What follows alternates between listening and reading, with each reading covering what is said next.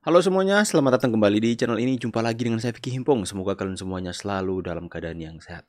Video kali ini saya telah merangkum beberapa video berita tentang timnas Indonesia, tentang sepak bola tanah air kita hari ini.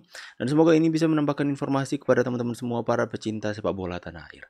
Kalian bebas memberikan opini dan tanggapan kalian terkait video yang akan kita bahas nanti di kolom komentar. Dan tanpa perlu banyak basa-basi, kita akan segera untuk bahas videonya satu persatu. Bung Towel ini lama sekali. Jadi statementnya kalau memang orang yang dari awal udah nggak suka, ya pasti membuat garis. Bapak jangan bela untuk netizen. Membuat garis enggak. Urusan netizen itu urusan sosial media aja, biasa. Jadi kalau menurut saya selama statement dari siapapun, Bung Towel siapapun menganalisa, mengevaluasi persepak bolaan Indonesia, kenapa harus kita lawan, kita tidak sukain? Karena kalau semua itu lempeng-lempeng aja, kenyataannya prestasi kita juga jelek. Baru zaman Erick Thohir ini, baru zaman Erick Thohir. Pokoknya nggak ada Bung Towel nggak rame ya. Timnas Indonesia masuk ronde 3 itu memang prestasi, tapi bukan sejarah. Sejarah dari mana? Indonesia sudah pernah masuk ke putaran ketiga 1986, kata pengamat jurnalis senior Bung Joy.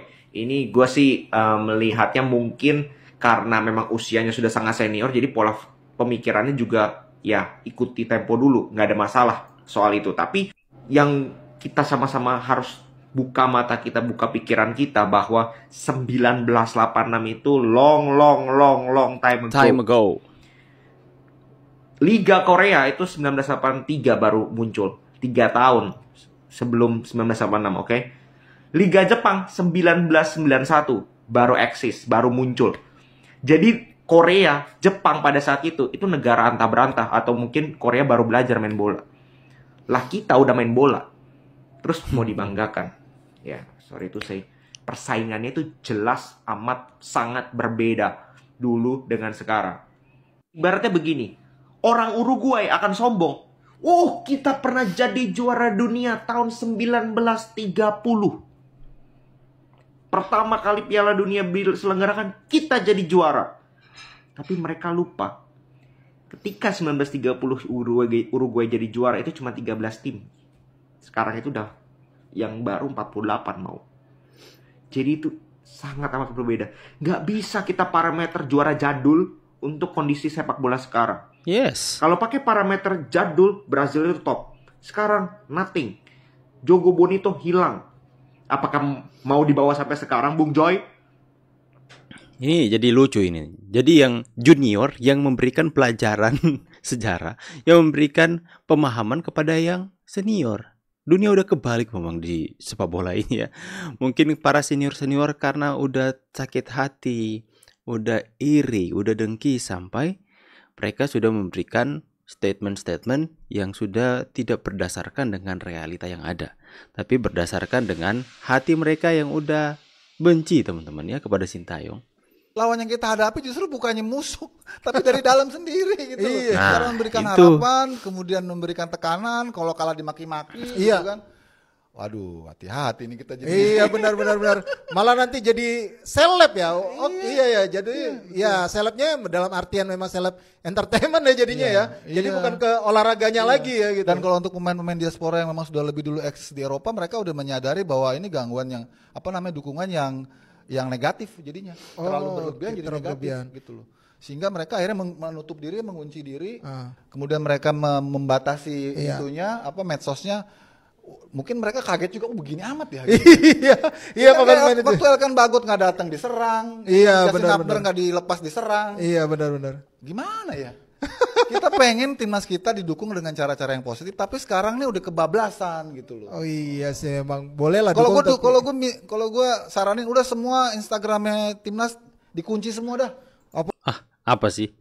Bapak juga harus realistis memberikan komentar. Ya seperti itulah netizen kita. Mau gimana? Kita mau menutup mata dengan hal yang ada. Tapi ingat, dengan hal yang sama, itu Indonesia supporternya itu benar-benar diakui dunia. Bahkan dalam Piala Asia U23 kemarin, itu timnas Indonesia, supporternya itu yang mendapatkan supporter yang terbaik.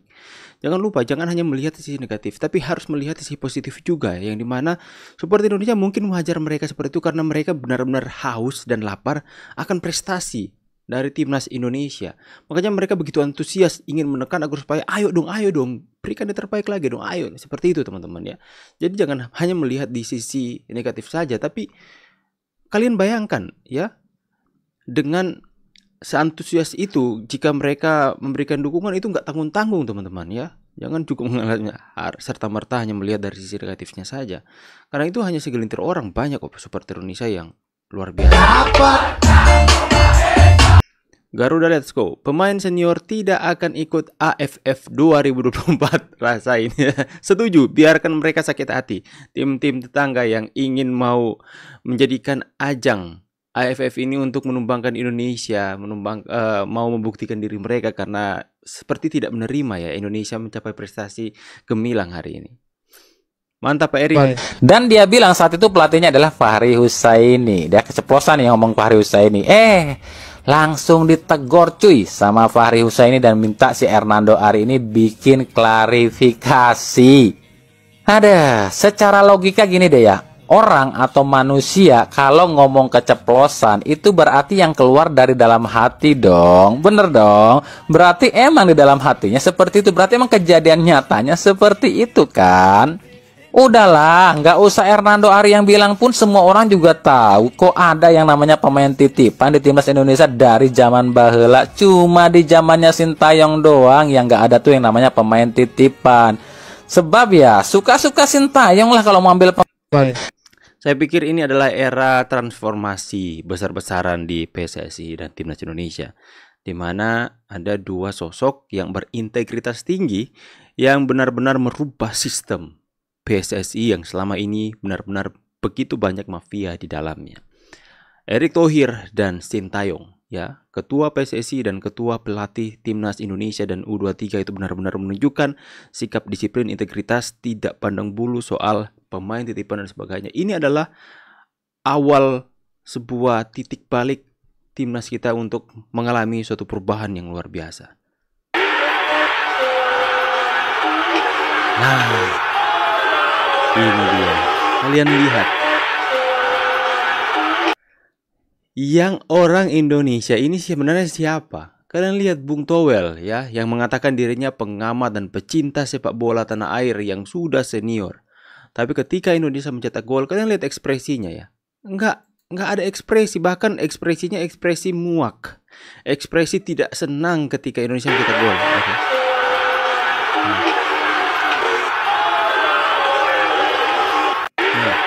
Sedangkan yang di sebelah kanannya ini adalah orang Amerika yang datang langsung menonton di GBK. Dan ketika Indonesia mencetak gol, kalian lihat ekspresi dan kebahagiaannya itu seperti menunjukkan dia bukan bule ya. Seperti dia adalah orang yang berdarah Nusantara, berdarah Indonesia.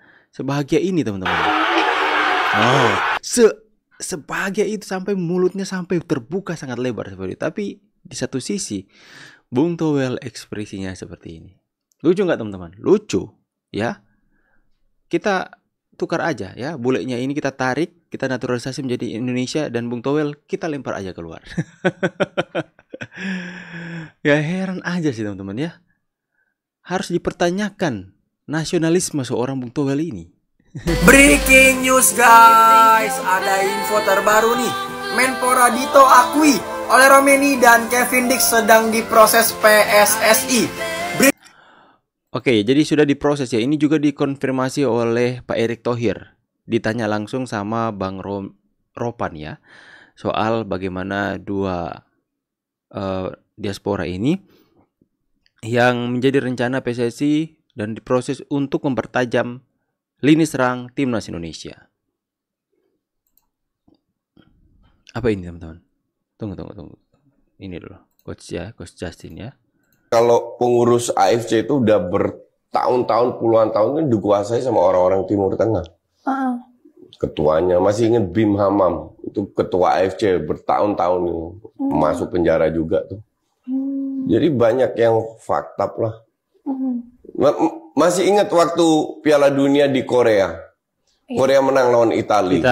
Orang bilang, iya kok buktinya semua salahin wasit. Dan setelah bertahun-tahun wasitnya ngaku kalau disuap. Nah, kamu tahu nggak kalau pengurus Ya, akhirnya wasitnya selama bertahun-tahun, waktu itu heboh.